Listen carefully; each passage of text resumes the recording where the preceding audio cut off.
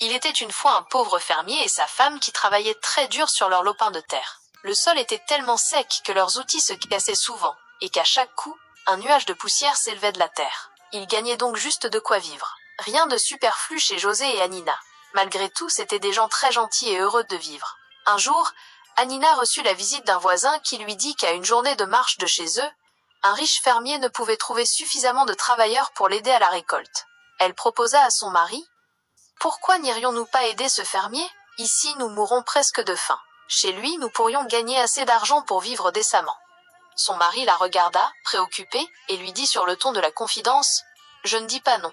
Mais ne sais-tu pas que cette région est habitée par le grand génie de la forêt? C'est un ogre immense, poilu, à la barbe rouge sang et aux yeux de jet qui lancent des éclairs. Il dévore tous les hommes qu'il rencontre et oblige les femmes à travailler pour lui. Le danger n'est écarté que l'après-midi, car c'est à ce moment qu'il dort. Ça ne m'étonne pas que ce fermier ne trouve plus suffisamment de gens pour rentrer la récolte. Tout le monde a peur. Je ne pense pas que ce soit une bonne idée d'aller habiter aussi près d'un tel monstre. »« Moi, je n'ai pas peur, » dit Hannina, en riant. « Je resterai à l'intérieur et je n'irai faire les courses que l'après-midi. Je t'en prie, allons-y. Je pense que c'est la meilleure chose qui puisse nous arriver. » Fatigué d'entendre sa femme lui dire tous les bénéfices qu'il pourrait tirer de leur nouvelle situation, José finit par accepter. Ils emballèrent leurs maigres affaires et quittèrent leur misérable chaumière en quête d'une vie meilleure. Après un jour de marche, ils arrivèrent chez le riche fermier. Celui-ci possédait une magnifique ferme située loin de la forêt du génie. En outre, de nombreux hommes faisaient des rondes afin d'empêcher le génie d'entrer. On donna immédiatement du travail à José au champ, et le fermier leur indiqua une maisonnette à l'orée de la forêt, où ils pourraient habiter. « Vous pourrez vivre ici en toute tranquillité, » dit le fermier à Hannina. « Veille toutefois à rester à l'intérieur. Ne sors que l'après-midi, car c'est le moment où le génie de la forêt se repose. Je vous ferai apporter de la nourriture tous les jours par mes hommes, afin que vous ne couriez aucun danger. » Et c'est ce qui se passa. Chaque jour, les hommes de la ferme leur apportaient des vivres. José gagnait bien sa vie en travaillant au champ et ils étaient très heureux.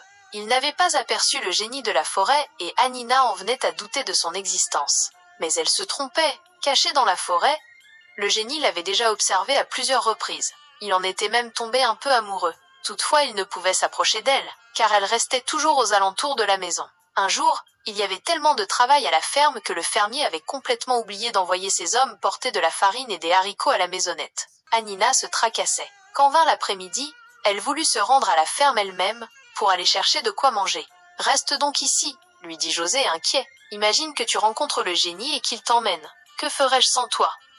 Mais Hannina se moqua de lui. « C'est l'après-midi, » répondit Hannina. « Le génie est en train de dormir. Il n'y a aucun danger. Je rentrerai bien avant la tombée de la nuit. Ne t'inquiète pas.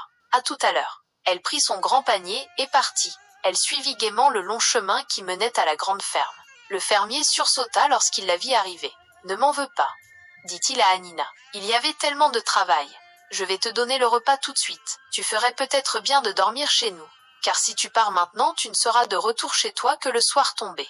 Pense au génie de la forêt, petite. » Mais Hannina ne voulut pas passer la nuit chez le fermier. Elle avait peur que José s'inquiète. Elle prit rapidement le chemin du retour. Soucieuse, elle regardait parfois le soleil qui descendait à l'horizon. Alors qu'elle était presque arrivée, le génie de la forêt jaillit de derrière un gros arbre et l'attrapa. Hannina résista de toutes ses forces. Mais ce fut peine perdue. Le génie l'emmena dans sa cabane au fin fond de la forêt. Là, Hannina dut lui faire la lessive et la cuisine. José était déjà rentré de son travail et attendait avec inquiétude le retour de sa femme.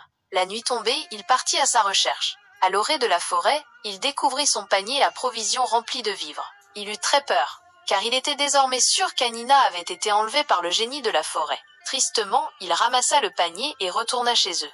Il faisait bien trop noir pour partir à sa recherche. Sur le chemin du retour, il rencontra un vieux mendiant qui marchait à l'aide d'un bâton et qui lui demanda un peu de nourriture. « Accompagnez-moi, » répondit José gentiment. « Je vous préparerai quelque chose à manger. » Pendant que le vieux mendiant se restaurait, José lui raconta ses mésaventures. « Si vous m'autorisez à dormir ici, je vous aiderai demain à trouver la cabane du génie. »« Hoc » proposa le mendiant. José le regarda d'un air incrédule. « Ne craignez-vous pas qu'il nous dévore ?» lui demanda-t-il, inquiet. Le mendiant secoua la tête en riant. « N'ayez pas peur, » répondit-il. « Je suis peut-être vieux, mais je ne suis pas encore tout à fait inutile. Patientez un peu. » Le lendemain matin, les deux hommes partirent de bonne heure. Ils s'enfoncèrent dans la forêt. Après de longues recherches, ils découvrirent enfin la cabane du génie. Ils se dissimulèrent derrière quelques buissons.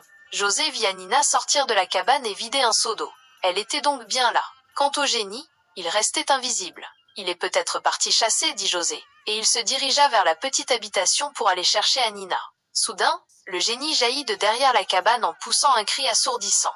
Il s'était caché afin de surprendre José. « Ah, je vais me régaler doublement !» s'exclama le génie. Enfin pas tout à fait. L'un des deux est tout rabougri. Il saisit les deux hommes de ses mains poilues. José cria, mais le vieux mendiant n'avait pas peur du tout. « Si tu ne nous lâches pas, je te fais mordre par un serpent, dit-il fâché. Le génie libéra immédiatement les deux hommes et regarda autour de lui. Je ne vois aucun serpent.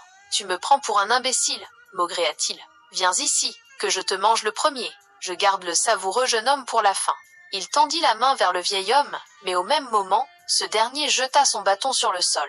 Le bâton se changea immédiatement en un gros serpent sifflant. Le génie eut très peur et n'osa plus bouger, car rien ne le terrifiait plus que les serpents. Il mit ses grandes contes du monde. Le génie de la forêt main devant ses yeux. À présent, il ressemblait plus à un enfant effrayé qu'à un redoutable génie de la forêt. « Éloigne ce serpent, éloigne cet affreux serpent !» s'écria-t-il avec effroi. « Je ne le ferai que si tu promets de partir d'ici, » répondit le vieux mendiant. « Tu dois partir au-delà des montagnes et ne plus jamais revenir. Si tu le promets, je changerai à nouveau le serpent en bâton. »« D'accord, d'accord, je partirai, » répondit le génie de la forêt d'une voix tremblante. Le vieux mendiant sourit.